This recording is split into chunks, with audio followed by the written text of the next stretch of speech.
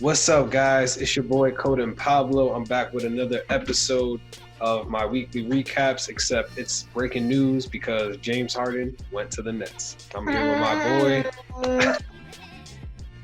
Don't ever do that again. Let me listen. I'll buy a soundboard and I'll hook it up. Okay, it's not that deep. But anyway, I'm here with Lo. He's eating Mike and Ike's, and he looks like a Mike and Ike, so it don't matter. He said I look like an Ike. I don't even know what that is. I guess that's worse, but whatever. Anyway, let's get right into this breakdown, man. I did a video earlier kind of explaining a brief overview of, what's going on and who I thought won. So just to kind of like catch you up on what I said that the Pacers actually won right now, like in the moment right now. I said the Cavs, like I'm talking about just like today, the Cavs kind of got better in a way defensively to me because they got three bigs. They got Drummond, Kevin Love, and now they got Jared Allen. And then I said for the Rockets, they're winning in the long term. Like 3 years from now, they're going to be back in the Western Conference, or competing for that. And then obviously the Nets won for this year, but we got to see because defensively, I don't think they're really that strong. So now give me your reaction, Lo. All right, so and your breakdown too. So when my little brother sent me in text saying Victor Oladipo got traded. I'm like, Victor Oladipo? Mm-hmm. We're going after Victor Oladipo right now. Right. Looked it up. He had a 14 trade, and I was like, oh shoot, man, it's really happened.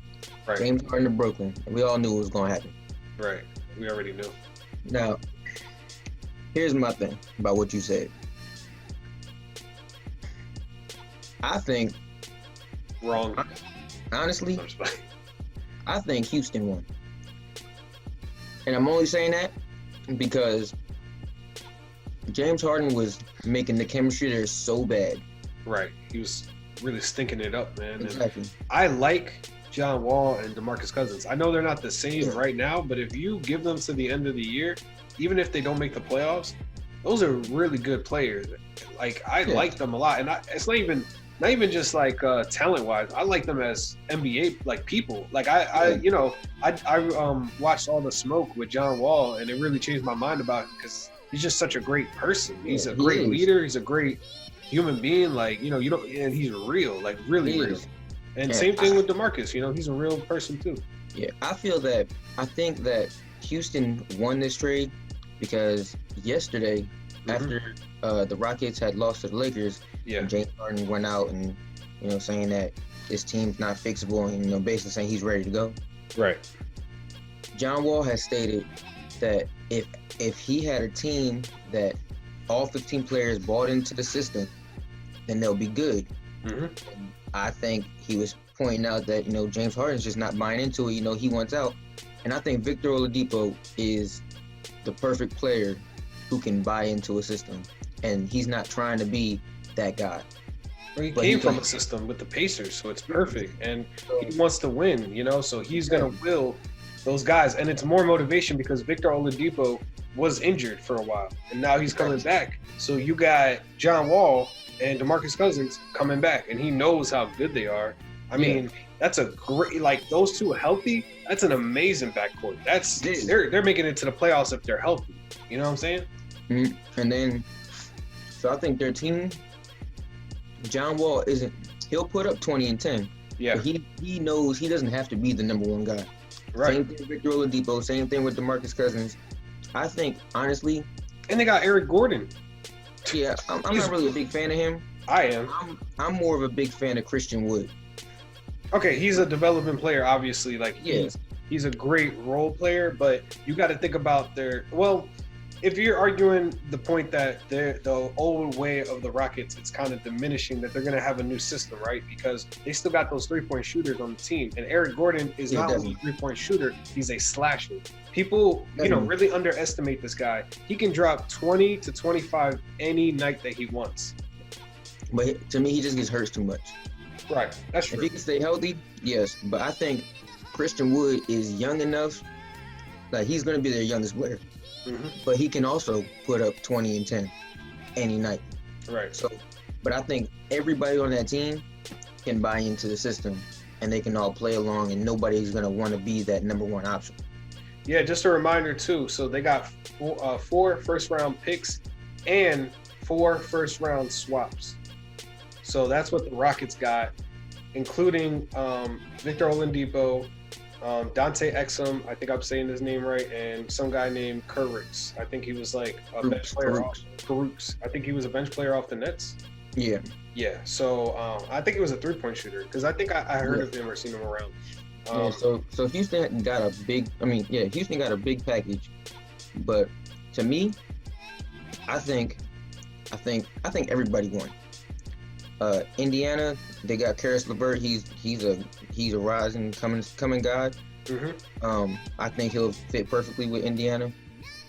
And then for Cleveland, I think this was a future thing because Andre Drummond's on his last year of his contract and he did not opt in. Mm-hmm. I think he's gonna lose. Or he opted into his final year so he can get his $30 million, but I think he's leaving, and Jared Allen's gonna step up and he's gonna come in. So that's a great piece, though. That's a great piece for Cleveland to start. Have Jared Allen, and I believe Jared Allen is a starter. He should not be coming off the bench. So but he will be. I think when Kevin Love comes back, of course he's going to be coming off the bench. But for now, he's going to be playing starting role, I believe. I don't think so, only because Jared Allen and Andre Drummond on this floor at the same time, there's no space in that floor. That's great defense, though. Yeah, it's great defense, but Colin Sexton he's going to need that floor spacing. Okay, I agree with you in the sense that, maybe starting role, he won't start. But is he going to play big minutes, though? Yeah. Is he? How about this? The last 3 minutes of the game, let's say Cleveland's playing against like the Nets on an off day, right? And the game is tied up, right? It's like tied up. Yeah. You don't think they're gonna, or even if they play other teams that are sorry, you don't think they're gonna have both of those players at the same time, especially during the crunch time? Yeah, they can. I think they will. But so my thing is, when Kevin Love comes back healthy, they're gonna want his floor spacing. Mm-hmm. But if it's either between Andre Drummond and Jared Allen's a better defender, but Andre Drummond's still the best rebounder in the league, and he can still play defense. I think Jared Allen's a better defender, but when it comes to second chance points and getting those rebounds to change the possession, I think they're going to let Andre Drummond. But that's why they got Collins and they got Sexton. So I believe they might even swap Jared Allen for Kevin Love at some points. Yeah, and they could. But like I said, it's the floor spacing, having two dominant big men in the paint all the time is going to be tough. That's the only problem I see with that. But I do think that Andre Drummond's going to leave, and this was an insurance plan. So they got Jared Allen for the future. And they got Taurean Prince. I like him. Yeah, Taurean Prince is nice. And then, of course, Brooklyn. So I don't think it's going to work, honestly. There's only one ball. You heard it now. And right now, okay, Kyrie's out right now. So right now it's just going to be James Harden and Kevin Durant. They could make it work with them two, but add Kyrie, there's only one ball. Who's going to be arguing over that last shot? Who's going to be trying to heat up? Well, I had an interesting take on it because I thought, and I'm going to let you get to it, but I thought, people kept saying, it's Kevin Durant's team, blah, blah, blah. I think for this year, it's going to be James Harden's team, and Kevin Durant's going to be the secondary. Not because he's better or anything. It's just because Kevin Durant's injured. He's still healthy, but he just came off an injury, and I don't see Kevin Durant every single night like dropping 30 points. James Harden, he's going to drop the 35. He's going to be like, hold my beer, drop 35, get like 5 or 6 assists, and tell everyone to fuck off if he wants to. Like, that's James Harden right now. This is not James Harden from 2012. Like, oh yeah, I'll play the role. He's arguably a better offensive player than Kevin Durant at certain points. It's just because Kevin Durant's really tall and big that he can score over anyone. But driving lanes, when you clog it up, and you get that tangle in, and James Harden shoots more threes, I believe, than Kevin Durant. Just from the eye test, I got to look up the stats on that. So Kevin Durant, he'll make more of his threes. But James Harden, their whole game was shoot threes. Even if they miss a whole bunch, he's still going to take a whole bunch. Right. His percentage-wise, he's definitely over the average, right? 50%, whatever it is. Right. I think that team's gonna shoot a lot of threes. It's just gonna be not good defensively, right? That's what I think. I don't think so. Kyrie and James Harden, that's not the greatest backcourt deal defensively. But offensively, it's dangerous. You can't just stick around like, oh yeah, Steph Curry can't be like, all right, you get James Harden, I got Kyrie, and I'm gonna take the day. I'm gonna be able to relax, or There's what I like about Steph though? He plays hard, man. As much as he's not a good defensive player, he's always playing hard. So when those pivotal moments happen, you really need him to step up. He'll learn. The Warriors are on a run right now. Not to just bring them up randomly, but because you talked about Steph Curry, it's just he's impressing me a lot. But yeah, getting back to the Nets. So defensively, they're vulnerable. Chemistry-wise is the biggest issue for me. That's why I was breaking it down like this, where, forget the Cavs because they're kind of like a wild card. But that's why I said Pacers right now is the best team getting after the trade happened. Dang, you drinking that long as hell. So the Pacers have the chemistry. The Pacers don't need a star player. They don't, they got Sabonis, and people don't even got to answer for him half the time during these games that I've seen. He's been like, I looked at the last game they played. I think it was the Warriors. Like, it was like, So like the last 3 minutes of that game, right? They were tied up. Like the Warriors going hard. Andrew Wiggins was playing pretty good, and the last like 3 minutes of the highlights was just Sabonis and whoever, and then it was the other players scoring like Brogdon and all those guys, and the Holiday brothers are really good too. But then Sabonis was like his answer. Like nobody has an answer for him unless he plays against the Lakers or someone with a big, because he's crafty. He's really really good. And that's why I feel like the Indiana Pacers didn't lose much, because Victor Oladipo, he used to be an all-star. I'm sure he could be again if he can put up the numbers. Right.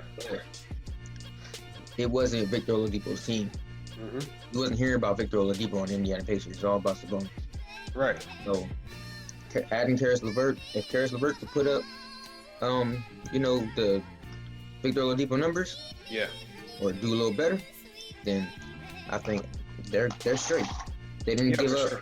They didn't give up Sabonis. They didn't give up Brogdon. They didn't give up Miles Turner. They're straight. Right. So I'm trying to think. There's some other point I wanted to bring up, but basically they lost their future. The Nets don't have a future right now, so they better hope to God that they make it to the finals this year and next year at least. Like that's the expectation on them. Because look, you got James Harden, Kevin Durant, and Kyrie. The only thing is, right, Dinwiddie's not playing for the season. And then Kyrie, they talking about him retiring on ESPN. They're like, yeah, he should retire. That's what Stephen A. kept saying all day. How much he gets hurt? Like, he don't even play no more. But I don't know. I don't know what's going on, man. We can make a whole episode just about that. So next time, man, I'm definitely going to try to do a live with us, too. This is a pretty good take. So I'm going to post this up on YouTube. So, guys, whoever's watching, I want you guys to follow me and Lo on Clubhouse. We're doing our thing right now. We're trying to build a network. I was able to connect with a lot of great people. And, I think we should, be trying out these new apps, staying up to date. It's a really great networking opportunity. We're going to be posting a lot of our videos, the audio on there, and having a lot of chats too, weekly. We're going to get to that point where we want to hear what you guys have to say too. There's a lot of chats today about the Nets. I was trying to get on it too, man. I was trying to see who was joining my chat. I just put breaking news, Harden traded to Nets. Like I was trying. So yeah, man, you can catch us on there, general social media, IG, Facebook, and all that good stuff. Lo, do you got anything else to say, end the day off? Man, in the comment section, tell me who you think is making the East. Yeah, man, let's see who's making the East. And in the comment section, too, I want to see who's making the West. And one last thing, bro. People are saying they don't care about this trade. They're like, all right, bet. Lakers in 6, like nothing changed for them. Yeah. They still think and honestly, we'll do a take on that later. But I believe the Lakers are going to win, not because they're just more talented. Their chemistry is off the charts. Did you see LeBron's three, bro? He shot a three and looked back at the bench of Dennis Schroeder, clapped up Dennis Schroeder and made the shot. I'm not saying like that one play is everything, but it symbolizes, if you watch the highlight of the game too, they were destroying the Rockets. But it symbolizes like how comfortable they look, how easygoing it is. Yeah, LeBron's older and sometimes, we can criticize him, but it don't matter. Because at the end of the day, they're going to be at least number 1 or number 2, and they're going to be in the playoffs, and you're going to see them get to the Western Conference. I got one more thing for you. What's up? Sorry, it's going to make your video a little long, but honestly, so 2 things. Does this hurt James Harden's, his career? That he's joining up with Kyrie and KD? Yeah. Like KD joined Curry? Does this hurt James Harden now? I kind of thought about this. I'm glad you asked that question. That's a really good question because that kind of came up to my mind before I went out. I was actually gonna talk to some people about that, and then I went out to a bar and lost the thought, and then you just picked right back up. So we're on the same page. So yeah, part of me a little bit, yeah. I mean, unless Kyrie leaves, and then they do it without Kyrie, maybe I'll give him the props because you're still leading a team, and Kevin Durant is hurt. So I'm not gonna say it's as bad as Kevin Durant. Like we had a list, Kevin Durant is still up here to me personally, but he would be up there. And I don't even put LeBron up there. I'm not even going to cap to you. I don't think LeBron's situation was the same at all. And that's a whole nother video. No, it's not. So, in my opinion, you talking about when LeBron went to Miami? Yeah, I don't think it was a bad thing. No, that wasn't. So, first of all, KD, of course, went to the greatest regular season team ever. And LeBron, he went to him going to Miami. They barely made it to the playoffs. Yeah, it's like right now for James Harden, if you say he isn't chasing a ring, he definitely is. like he knows his time is coming. He about to come out his prime. He can't do everything he used to do. Gotta give him about 2 years and he's done. But he can't. I think if you join 2 All-Stars and basically demanding a trade, and then you say where you want to go, and you want to go to a team that's already fighting to be the best in the East or the best in the West, which however way it goes, I think, in my opinion, you lost some respect. That's just how I see it. I would. Yeah, keep going. I just think that I just lost respect for him. It'd have been different if he went to the Raptors. I was talking about him going there. Raptors, or if he got traded to Philly and they had to give up Ben Simmons. Yeah. Then that way it's James Harden. Like right now in the league, just before today, every team had a big 2. There's a whole bunch of big 2s. Now you got one big 3. And a huge big 3. A huge 3. Not even big, just humongous. I think so. We kept having big 3s with LeBron and all them, and then Golden State and everybody else. And I think that ruined the league because it was like you knew who was going to make it. Right. And then we got everybody went to 2s, and it was like, okay, we don't really know. I mean, it's 6 out of maybe 6 teams that can make it. Now it's like if Brooklyn doesn't make it,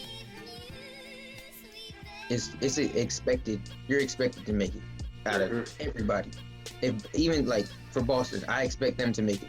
If they lose to Brooklyn, I ain't mad at them. Right, because it's just too much talent. At the end of the day, that's the problem with the NBA now too. The defense isn't really there. If you could just score out of the park, outscore the team by, score 140, 150 type thing. Because it's what can you do? Is Kevin Durant and then James Harden? They're both dropping 30 and 40. That's already 70 points. And yeah, they gave up LeVert, but they still got Dinwiddie, man. The only thing that validates it for me, 100%, I'll still respect James Harden. I'll disagree with you a little bit. I still would respect him because you still got to lead the team. And, the Nets weren't a 73-9 type team. But I agree that he does lose a little bit of credibility because he didn't go to a team like the Raptors or the Pacers or the Wizards. I don't even know, something just a less formidable team that needs that leading star player, and not like Kyrie and Kevin Durant. Like that's crazy. But I would say though, if Kyrie Irving is not playing, then that credibility goes back up because it's like it's only a 2-man team now, and they don't got Dinwiddie. So I think that's a really good thing. And my last question to you, what are you gonna say? Oh, they don't have a bench anymore. Right, they don't have a bench. They don't got Allen and they don't got Karis LeVert. I mean, they got Jeff Green and they got Shamit. Right, those are two really good bench players. But I don't know, losing Allen was pretty bad to me. I thought they were gonna keep him. What was my last question? My last question to you is: do you think like Kyrie is gonna play again, or what do you think is gonna happen with that guy? Is he gonna play and then keep doing this? Like, what do you think is gonna happen? So I think they're gonna rest him a lot. Now they got James Harden, they're resting Kyrie, and they're gonna rest KD a lot. But like, I don't exactly know his injury. I don't know what's going on with him right now. But if he doesn't play, it's a 72 game season this year. If he don't play freaking 55, 60 games, then it feel like you're not even a part of the team. Yeah. Like you can't be this big of a unless you really have an injury. Don't be out here like Kawhi, because Kawhi, I don't know, because I didn't pay attention to this until he went to the Raptors, but in the Spurs days and even now, he don't really play no back-to-backs, and that accounts for like, I actually got to look it up, but I think that accounts for like 10, 20-ish games. That's a decent amount, So if you're missing more than 20 games during the regular season, I think that's it's questionable to be significant. So, hey, now I want to bring up something extra, kind of something fun. So I'm working on a coding project right now, and actually a statistical coding project right now. And I'm comparing 3-point attempts. So pretty much the stats test is saying if you got like 3 players, right? And this player is taking an average of 10 threes, this one's taking an average of like 7, and then this one's taking an average of 8. Is that difference significant? Like, does it mean a lot? Like if you compare Steph Curry, Bradley Beal, and Jason Tatum, which I had, is that change and mean significant? And basically what I'm doing is comparing them, but Steph Curry takes a lot of threes compared to Jason Tatum and Bradley Beal. So I was trying to think of someone who's kind of evenly on that same level as 3-point attempts. Who do you think is someone like them? Like I thought Devin Booker, right? Because those 3 guys score a lot, but I don't think they take as many threes as like Steph Curry. Yeah, James Harden, Steph Curry, they lead the league in threes. And then I mean, throw in when Klay Thompson's healthy, then he can take that many threes too. But that's their they can go inside, but that's their highlights. So who's a player that you would put in that test if you were me? If I was like, if you were doing it, you wanted to compare the 3-point attempts to see if they're kind of evenly matched, basically. I would say Tatum and Beal. Yeah, I would say Devin Booker and Beal are good options. I feel like they're very comparable. They can shoot a lot of threes, but their game is all around where they can go inside or they can shoot the mid-range, stuff like that. Right. Jason Tatum, he can't shoot threes, but I feel like he's been more doing that a lot lately too. He's built bigger so he can go in the paint. He can post up. He can shoot a lot of threes, but he's more. I feel like he's more that he can, like I say, go to the basket. More versatile. Yeah. Man, I don't even... Maybe Kyle Lowry, someone a little bit smaller. So what you're suggesting? Because Kyle Lowry didn't have, he wasn't taking as many shots like as a primary scorer, right? Like all these other guys. He did take a lot of threes, but he would have took more if he was like the guy on the team. He probably would lead the league in attempts. Right. But maybe, I don't know. If you did Kyle Korver, I would say you'd have to do like Ray Allen. What you know what? What about Victor Oladipo? That might be a good. Him and Beal? No. Victor Oladipo has more of a mid-range game. He can shoot the three, but he's more mid-range, go to the basket. I think he's more of a slasher. Right. Yeah, you're right about that. Kind of like Jaylen Brown too, but Jaylen Brown's actually emerging as more of a versatile player. He was more of a slasher, but now he's starting to become a scorer. Yeah, I don't think they're like their first option of scoring is 3 points. Right. Like a Curry or Harden. So I want to explain it to you why this test is also kind of tough to measure. I still got to code some stuff in because the first problem that I'm having, right? If I compare 2019, right? Yeah. Jason Tatum maybe played 66 games, it said. Yeah. But then Bradley Beal played 57. So I have to have the same number of games that were played to do the test.